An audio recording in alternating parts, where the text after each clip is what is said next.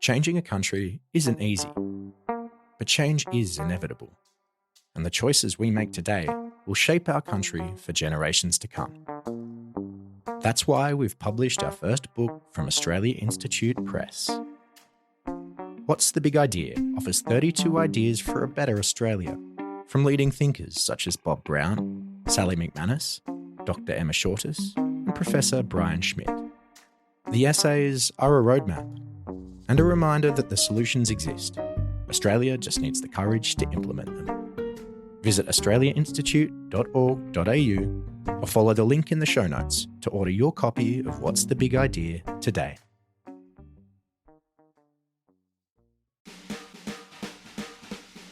Usually when you think about investment, you're thinking about building things, you're thinking about creating new businesses, building houses and things like that.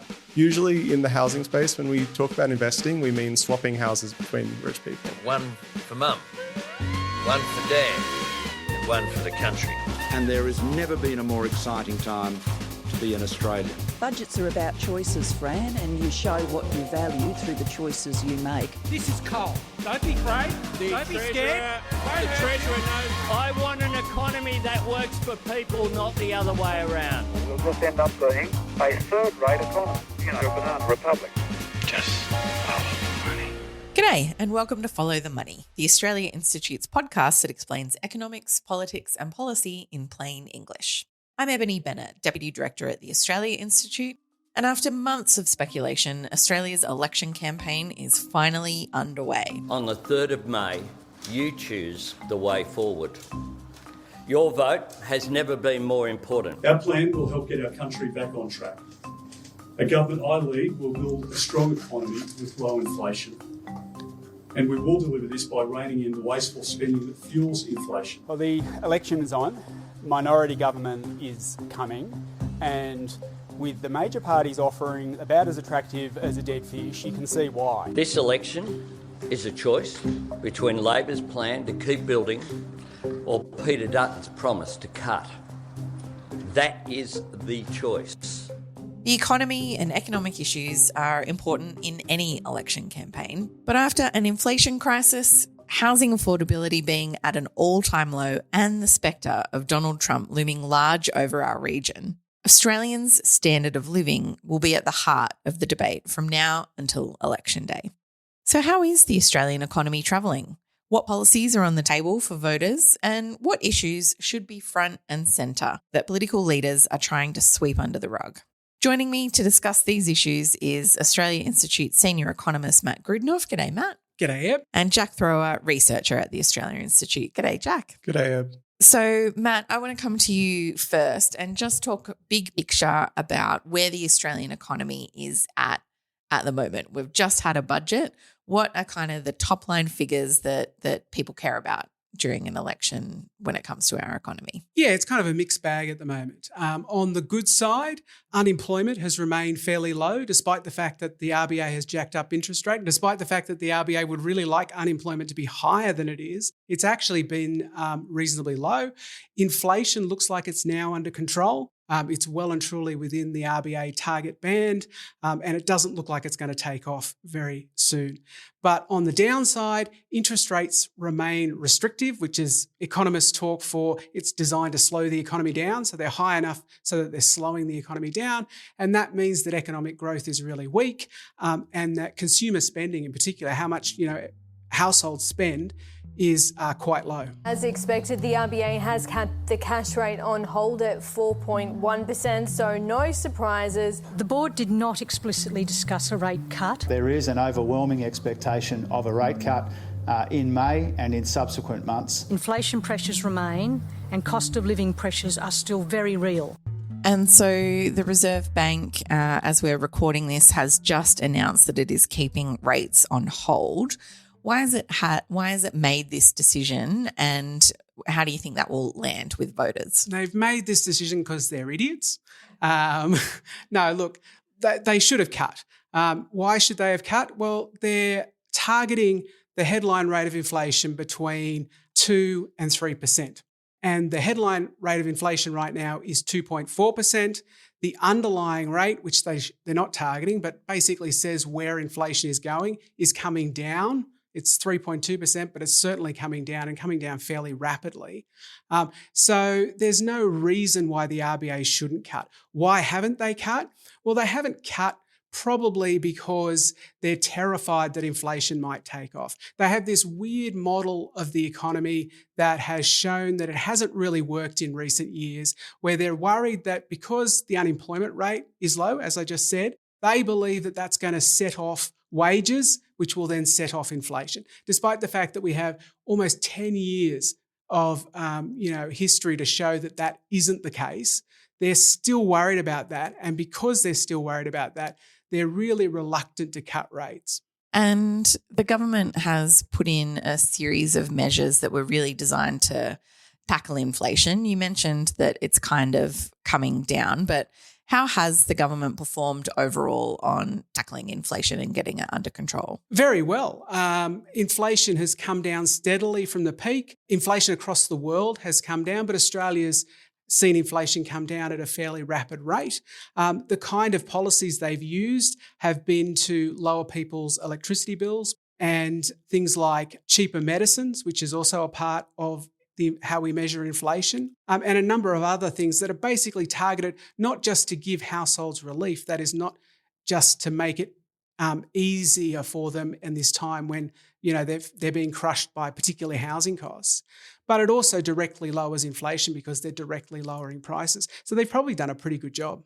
And Jack, I want to come to you in a minute in housing, but before we get there, I want to stick with the budget. So last week, Matt, Treasurer Jim Chalmers, in his budget speech said the Australian economy is turning a corner. Inflation is down, incomes are rising, unemployment is low, interest rates are coming down, debt is down, and growth is picking up momentum. On all of these fronts, our economy and our budget are in better shape than they were 3 years ago. Yeah. Is that a fair claim? Yeah, we've probably seen a pickup in economic growth. So despite the fact that interest rates remain high, there has been a bit of a turnaround, but really only one quarter. So it's kind of sometimes I'm kind of reluctant to say we have turned a corner. I'd like to see a little bit more data out of the Australian Bureau of Statistics before we know for sure. But it seems that households are beginning to spend a little bit more. But certainly, when the next inflation numbers come out at the end of April, they'll almost certainly show that inflation's down again. And so my guess is that in subsequent meetings of the RBA, they're really going to have absolutely no excuse not to cut interest rates. And I think when they cut interest rates, that's really when we're going to see economic growth recover. Jack, housing is obviously a huge part of what's making the cost of living really difficult for people at the moment, and it's a major economic issue for heaps of Australians. Just how bad is the housing crisis in Australia at the moment? It's awful, Ebony. So rents are pretty out of control.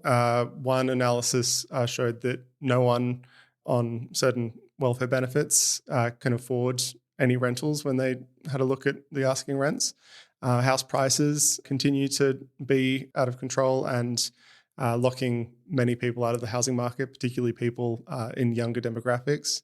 Some recent research by Chief Economist Greg Jericho showed that essentially house prices are just growing faster than people can save. Greg looked at what would happen if in 2015 people took Joe Hockey's advice to have a good job and save. The starting point for a first home buyer is to get a good job that pays good money.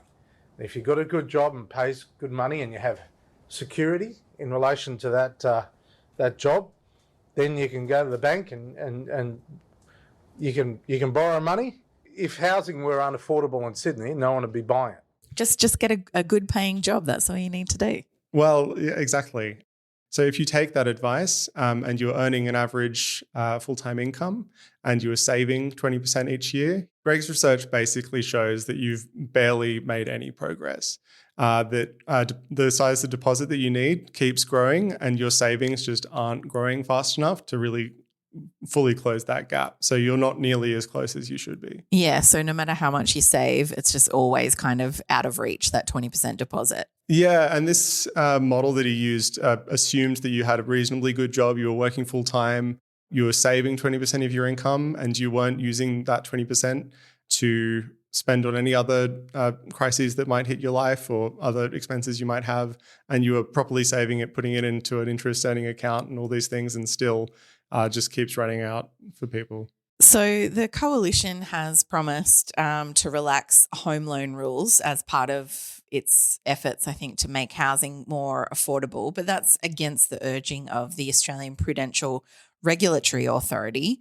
How would this work, and how concerning is it that the regulator kind of doesn't endorse it as a great idea? Well, we have these regulations for a reason. Basically, we want to only lend to people who will be able to repay these loans. And when the problem is that house prices are out of control, allowing people to borrow more to buy these houses isn't going to be a solution. So there's already people who currently bought when interest rates were 0.1%, well, the cash rate was 0.1%, and are really struggling because they bought these inflated houses at a low interest rate. So, we did have an experiment for when countries really deregulated their borrowing and housing financial regulation, and it was called the global financial crisis. So we don't want to repeat that.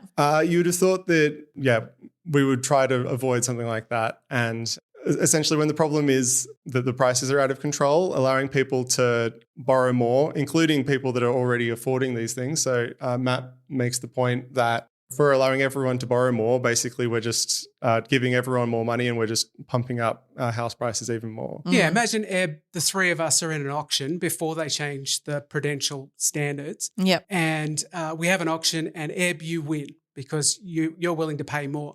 Now let's rerun the experiment where they've changed it and we can all borrow a bit more. Who wins the auction? It's still you, right? Yeah, because all of us can afford to borrow a bit more. Yeah. The only thing that happens is the price goes up. So no one's getting any kind of competitive advantage over any other buyers in the market. Except for the owner of the house who's getting a higher price. So this change actually won't help people get in who don't have a house and want to buy one. It'll help people who already own a house by pushing up those house prices. And it'll also help the banks that are lending absolutely. To that person. So, and I guess the other question I had around this was, we've literally just seen a case where people thought interest rates weren't going to rise for a long, long time, and then they rose quite a lot in a short space of time. And it is affecting people's ability to be able to repay their mortgages. It's put a lot of people into housing stress. And I don't know, I just can't explain why the coalition is going for this and saying we're going to relax these lending rules when we've literally just had this exact scenario where interest rates do increase massively in a short space of time that show it does happen. Yeah, and on top of that, their other big policy is to allow people to take out 50 grand of their super to buy a home. So they're not only going to push up house prices with this policy, but the super policy is a super policy in that it will supercharge house prices. It'll effectively mean that a whole heap of people have got a lot more money to spend on houses. And again, all that does is push up house prices. And Jack, we know that there are lots of concessions in place, tax concessions that make housing kind of less of a human right and more of a speculative investment. What does Australia Institute research show needs to change when it comes to housing policy? So the two main tax concessions that do turn property from human need into a speculative asset and also a tax avoidance strategy is the capital gains tax discount, which is basically that if I make money from buying and selling properties, that I only have to pay tax on half of the gain that I make from that, and negative gearing, which in short means that while I'm holding the property, if I make a loss, then I can lower my tax bill from my wages and things like that. So these two things combine so that investing, and it's an interesting term that we use the term investing in this space, because usually when you think about investment, you're thinking about building things, you're thinking about creating new businesses, building houses and things like that. Usually in the housing space, when we talk about investing, we mean swapping houses between rich people. So these two tax concessions basically mean that that form of investment, this sort of swapping, is an effective way to increase your wealth and an effective way to avoid taxes. But it doesn't do much to make housing more affordable. Yeah, exactly. It puts upwards pressure on house prices and it lowers the taxes that we can raise. We recently had a paper by the chief economist, Greg Jericho, where we were just looking at some relatively simple changes to these tax concessions, and the housing-related tax concessions, if we got rid of them, we could probably raise around $20 billion a year. Perhaps we could spend some of that building some actual affordable housing for people. Matt, I want to come back to the budget. It included some surprise income tax cuts from the government, but there's really been actually very little conversation around revenue. Tell me a little bit about those income tax cuts and why the Australia Institute is overall concerned with raising more revenue, I guess. Yeah, look, I mean, if we want to live in a country that has top-class services supplied by the government, and we know that people really value these services, then we need to create space for the government to provide that, and they do that through raising more revenue. And there are lots of ways that the government can raise revenue without increasing everybody's rate of tax. So we're not talking about going out and basically increasing income tax rates.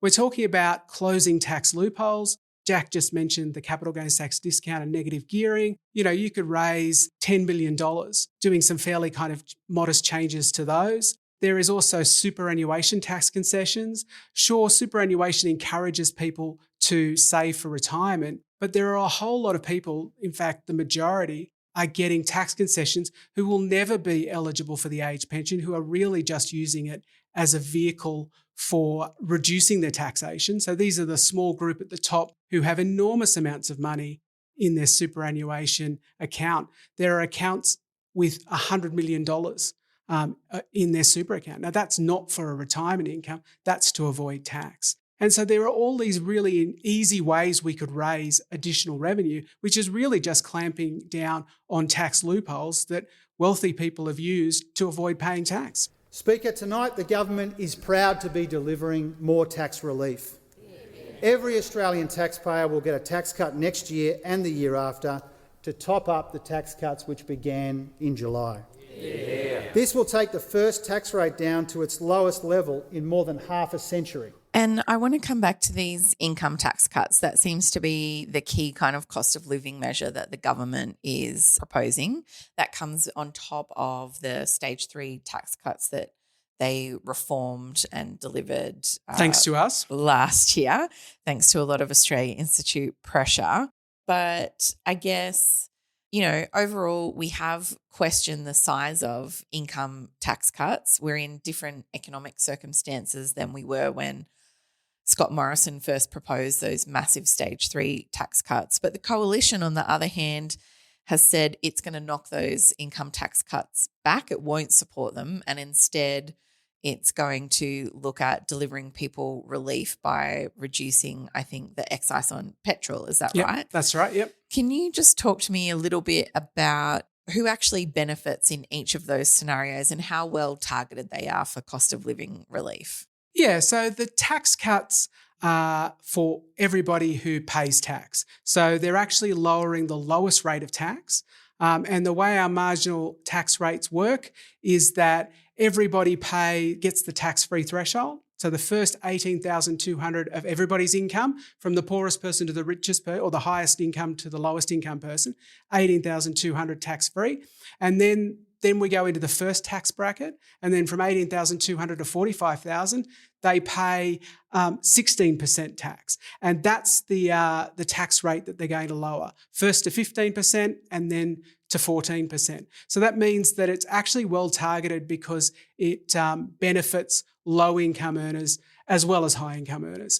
Whereas usually when I'm talking about tax cuts, I'm talking about tax cuts that are loaded to the top end. So it's nice to actually talk about tax cuts that actually benefit people on lower incomes. So if you pay tax, then you'll benefit from this tax cut. If you don't, so if you're a welfare recipient or you're an age pension, you won't get any benefit from these tax cuts. The fuel tax excise is basically halving the tax excise, and the effect of that will be to lower petrol prices by 25 cents a litre. And basically, the more petrol you use or the more diesel you use, the bigger a benefit this is going to be. And while the coalition are running around saying that's worth about $14 a week, that's actually only for people who fill up their tank once a week. And so we went away and we had a look, well, how often do people actually fill their tank up? And we found that only a third of people fill up their tank once a week or more. 2/3 of people fill it up less. And so rather than the benefit being about $14 a week, it's actually only about $9 a week. But, if you drive more, if you're one of those people who drives a huge ute that uses a lot of petrol, or you drive a big distance every week, then you'll get more benefit from that. But if you've spent a little bit more and bought a hybrid car, and people taking advantage of public transport, like the 50-cent fees that we're seeing in Queensland, they're going to miss out on this fuel tax excise benefit. Or if you've got a hybrid, you'll get less benefit. So the more fuel efficient and the less you drive, the more you bike or walk, the less benefit you get. And then if lots of drivers are only filling up kind of every fortnight, it kind of undermines the coalition's idea that the income tax cuts that Labor has proposed are, how did they describe it? A cruel hoax, I think it was. That it's not very much, essentially. But if you aren't filling up your petrol tank every week, then probably in terms of cost of living, there's not much difference. There's not much difference. And so we've got to remember that the coalition are talking about bringing this in straight after the election, whereas the tax cut doesn't come in until about 15 months' time. And is the coalition saying these will be permanent cuts in the excise or only temporary? No, so they're talking about it only being 12 months. They have kind of vaguely said, because political parties love to be vague before an election, right? They'll then review it. What does that mean? Well, that could mean they extend it, or it could mean that, they'll just get rid of it. Certainly, I assume that they will have to do something to extend it. So it looks like it will end after 12 months unless the coalition decides to extend it. Yeah. And Jack, I mean, that's all focused on the economics of things, but presumably if we're making petrol cheaper, it's probably not good overall for Australia's emissions, is it? Yeah, well, the last time they cut the fuel excise, which was at the end of the Morrison government, I believe, then there was evidence that people were just driving more. The fuel excise is one of the few taxes that we have in Australia which sort of discourage people from emitting carbon and making the climate crisis worse, and cutting it will certainly incentivize people to drive. Yeah, amazing. If you lower the price of something, people use more of it. Who would have thought economics worked like that? Yeah, and going back to Economics 101, Matt, over our many years of chatting, it's one thing that I know is we should be taxing things we want less of and subsidising things we want more of. Yes. It's not exactly following that principle, I guess. I want to finish up with the coalition's mooted cuts to the public service that they are promising. We've seen Donald Trump certainly putting this kind of policy into action with Elon Musk in the United States. Turning Doge into a verb. That's right. And Peter Dutton is promising to cut 41,000 public service jobs if elected.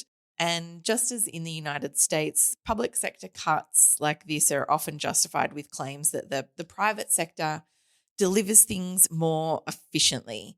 Is there any truth to that? No, there's not truth to that. Certainly the private sector can deliver some things more efficiently, but those things are things that the public sector doesn't deliver. Why? Because the private sector delivers it more efficiently. If you take things like education and health, they are much better provided universally by a government, much more efficiently provided by the government than by the private sector. And that extends to a wide range of stuff.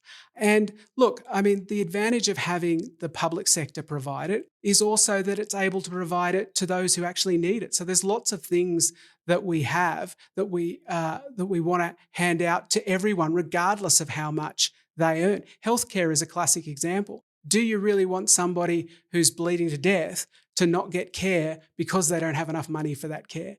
No, you don't. So, there's a moral argument, but there's also on the economic side about efficiency. We're talking about whether it's efficient. Healthcare is more efficiently provided by the public sector. Countries with universal healthcare spend less on health per person and get better health outcomes than, say, the US, which spends more but relies on the private sector and gets worse health outcomes for that money spent. Yeah. And Jack, we know that in the past when the coalition has cut public service numbers, they haven't just not replaced them with anything. What generally happens after cutting public service jobs? So basically what happens, and actually my career progression sort of mirrors this. So essentially the previous coalition government put a cap on the number of APS employees that could be employed. And because a lot of this work still needs to get done regardless of which party is in power. So essentially a lot of this stuff gets done by consultancies, gets done by labour hire firms, gets done by labour hire firms is sort of a weird way of phrasing it. So when I was in the public service before I was here, and my first job sort of in the public service was through a labour hire company. So essentially, instead of directly employing these people, then the department puts out and a labour hire company hires someone, and then they are technically not employed by the department, but they still go into the office. They still do basically the same work, but they don't turn up on the capped number of people. So essentially, when we see these cuts and when we see these caps in place, then a lot of this work still gets done, but by consultancies or by labour hire workers or by workers without job security and things like that. And Matt, generally speaking, does the private sector charge more or less for providing such services? Well, guess what? They want to make a big profit, and so therefore they charge more for those services. Like when a government hires a public servant, they do so in order to provide some kind of service, some kind of benefit to the public. But when the private sector does it, they're also looking to make a profit margin. And so, yes, they charge more. And that's what we found under the last coalition government, because they weren't keen to hire public servants. We saw this huge buildup of this kind of invisible workforce, if you like, of kind of consultants and contractors, which ended up costing more and also strips out the public service capacity to provide good advice to the government and to have the expertise needed to provide these services. So, Matt, essentially we're talking a little bit about a kind of a false economy here, but Peter Dutton and others in the coalition have always been careful to kind of say they're not talking about frontline services. Does that make any difference? No, it doesn't. What the administrative staff are not frontline. What they do is they make the frontline people do their jobs better. So imagine in a hospital, if you sacked all the administrative staff, then the doctors and nurses are not going to spend as much time caring for patients because they're going to be doing all the paperwork. So this makes them less efficient. So, just because you're targeting the administrative staff doesn't mean that you're not reducing frontline services.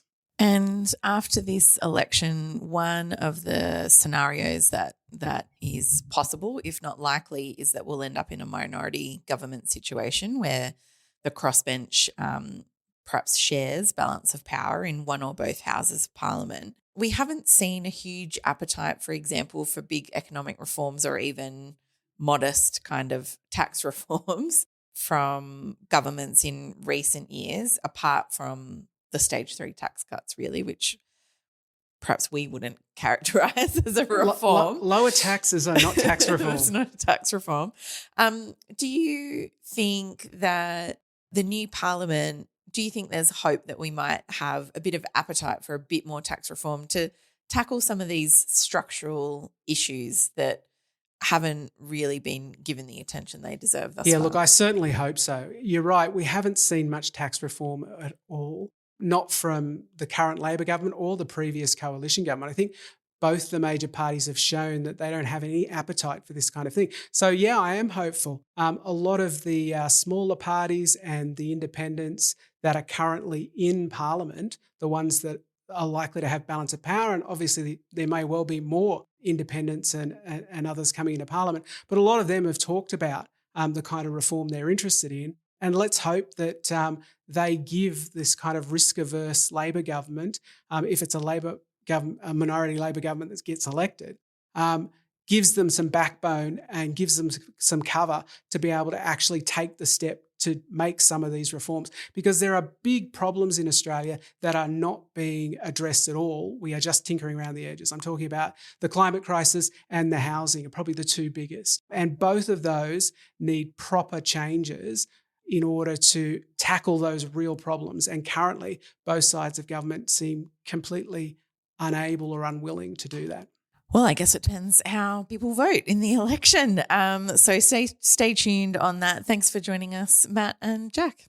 Thanks, Eb. Thanks, Eb. This episode was recorded on Tuesday, the 1st of April, and things may have changed since recording. We'd love to hear your thoughts on the show today, and you can reach out to us via email at podcasts@australiainstitute.org.au, or you can find us on social media. We're at australiainstitute.org.au on Blue Sky and at the Oz Institute with an AUS on Instagram and Twitter. Our theme music is by Jonathan McFeet from Pulse and Thrum, with additional music from Blue Dot Sessions. Don't forget to enrol to vote at the AEC's website, that's aec.gov.au, or update your details if you've moved in the last few years. I'm Ebony Bennett. Thanks for listening.